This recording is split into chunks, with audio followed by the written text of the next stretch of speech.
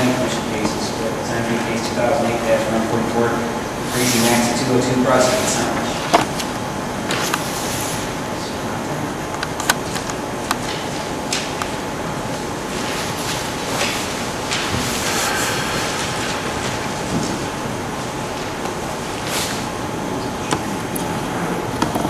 Thank you. The picture before you is the sign that Krazy Mac has up right now. Their application was referred by the Design Review Committee at the last meeting. The reason being is that the background is not opaque, and the Design Review guidelines states that backgrounds of internally illuminated signs / reader boards should be opaque so as to conceal background illumination. It appears that this does not do it. If the picture is taken at dusk, but it appears that the illumination will shine through. Earlier in discussions with Krazy Mac's, a member of the city staff had discussed this option here, which what this conceptual drawing is trying to show is that the background would not be illuminated, would be opaque so that the light would not shine through, but yet some white could remain around the letters and the rectangles on the picture. And ultimately what it would look like is the identity sign here, which can be seen both in the daytime and at night. Therefore, the Design Review Committee and planning and staff are recommending that the sign be approved as long as the white background is opaque. And we would recommend that you allow the white trim around the letters and the rectangles to remain. Thank you. Thank you, Mr. Ryan. I think a motion to approve that as described. So Moved by Ms. Kozinski, second. Second by Mr. Cito. Discussion with the proponent. Would you like to come forward and tell us if you would state your name and address for the record and tell us your thoughts. My name is Brian Allen. Heavy Duty Graphics, 111 Cedar Street. I'm sorry. Mr. Allen? Yes. Okay. With Design Graphics? Heavy Duty Graphics. Okay.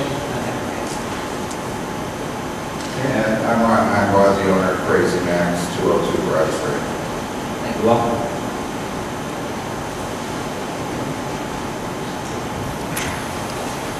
Actually, at the Planning Commission, or the Design Review meeting, it was suggested to me from Mr. Lahetta that I go to the 1500 block of West River Road to see signs that need code.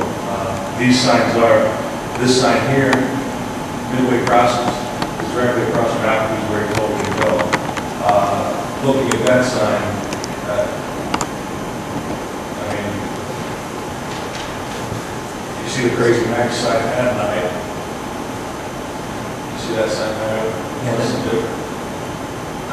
Take it as you go, perhaps, but the Midway Crossing is not a Design Review approved sign. In terms of its illustrative value, the Midway Crossing portion at the very top of that sign speaks to the direction that design standards are going, where it's the reverse color combination, the background is opaque, non-illuminated. The rest of those on the R&K nails, that was an existing cabinet sign prior to Design Review being in place, and that was early in the process before we recognized the importance of opaquing the backgrounds. The rest of the signs otherwise are pre-Design Review. This sign here is pre-Design Review? That's Shopway right now. Shopway, that's in violation. I believe they are in the process of being cited as well to remove that. This buybacks here,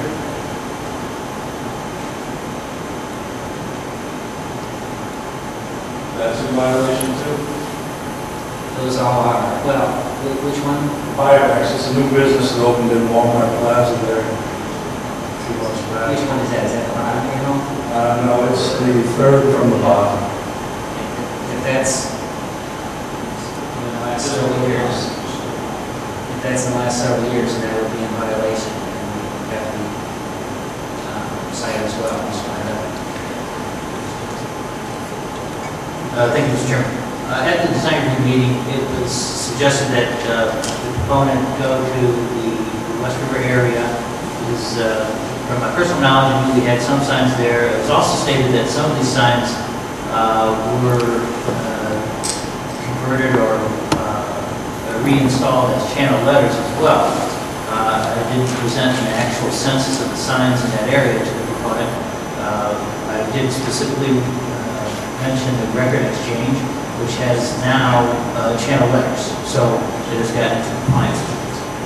The buybacks, we were told that you to have that as an opaque background. We pursue corrective action against the occupant and make sure that we become compliant. Are there others, correct? I'll draw our attention to. So our intention here, particularly with some of the signs you show, the one on the far right there, is that it's the visual cluttering that they present in the community, and to try to reduce their overall impact, at the same time even be more readable to the passersby. The studies have made things clear that Did those studies? Sorry. Can you tell me who did those studies so I can actually go read them?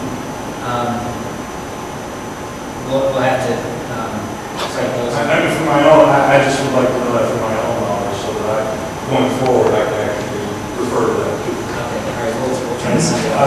The second thing is, I was just recently informed of, this is actually a trademark sign that Ron uses at another restaurant, and if he changes this sign, it does change his trademark, it no longer becomes a product trademark.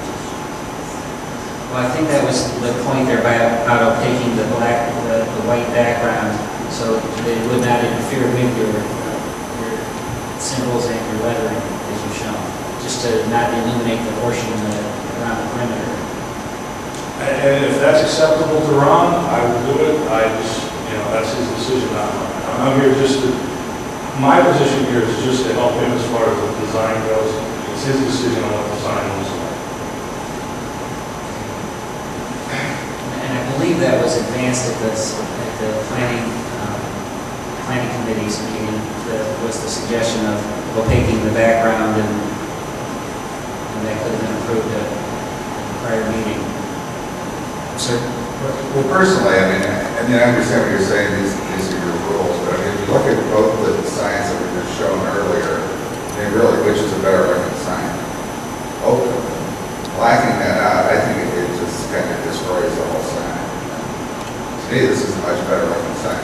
But the point I want to make is, I signed a lease on this building in February because of the condition of the building, and we had to get a gas line put in under Cedar Avenue. The landlord told me that at one point the city made him lower the sign. When I did question about it, he seemed to have absolutely no knowledge about any other sign restrictions. I think maybe that's something somebody should address. I did inquire about it, and he said, well, at one point they made me lower it. They said it was too high. And Don from Brackenoff, told me himself that he seen that the electric was turned on in that building, which has been empty for over 3 years without utilities. And it just seems to me that from sometime from February to when this all came about in August, that somebody could probably, notified something. It could have been avoided, but we just know. I'm not laying blame on anybody, but I just want you to know that, the landlord doesn't seem to be aware of what should have been done with signage either.